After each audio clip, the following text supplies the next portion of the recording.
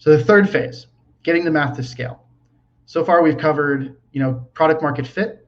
Can you create something that people like and that they continue using over a period of time?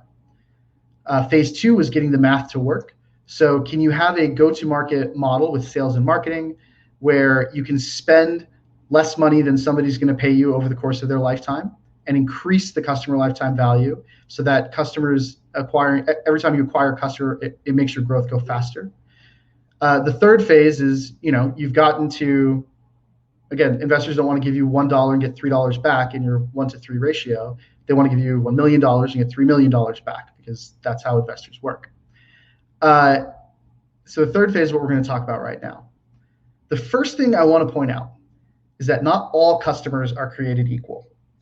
And you know this intuitively, right? All of us have gotten off of a call with a customer and been like, that customer just wasn't worth it. No amount of money they paid us is worth it. Or we have customers that are, hyper evangelists that are really valuable to us. They pay a lot of money. Or there are customers that pay a lot of money, but they cost a lot of money to get. Enterprise startups have this problem a lot. A customer might be worth $100,000, but they cost like $50,000 in terms of cost of customer acquisition to acquire them. And so the buyer persona exercise is not just a fun, narrative way to figure out who you're marketing to, who you're selling to, who you're creating value for. You segment your entire business. All your unit economics, your LTV to CAC, are going to be different. So this was HubSpot's. This is literally a screenshot from back in the day. We had owner Ali was somebody who owned a small business. These are all their pain points, those jobs to be done I talked about earlier. They were super cheap to get, but they weren't very successful. Marketing Mary, mid-sized business, a full-time marketer, professional marketer. Owner Ali was not a professional marketer. They were more expensive than Ollie's to acquire, but they were professional marketers, so they were better at using the HubSpot software. And then we had the enterprise Aaron persona, which they pay us much more money, but it's harder to get, right? For a whole number of reasons we can talk about in a different course.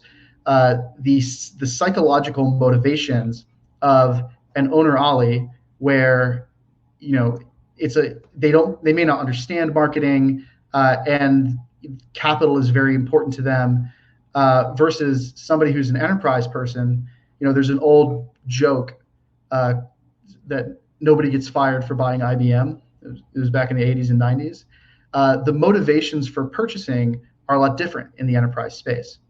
So figuring out your buyer personas and then actually looking at your unit economics. So, I won't go into all of these details here. The things I want you to look at are the average customer lifetime value broken down by our personas, and then the CPA, the cost per acquisition, also known as the cost of customer acquisition, also known as the CAC. Word of advice, agree on one acronym you're going to use at your business, and just be consistent. Because depending on who your investors are and where they went to business school, people will use different acronyms, and it's just important that you know that they mean the same thing. But in this case, our owner Ollie persona here cost $1,000 to get.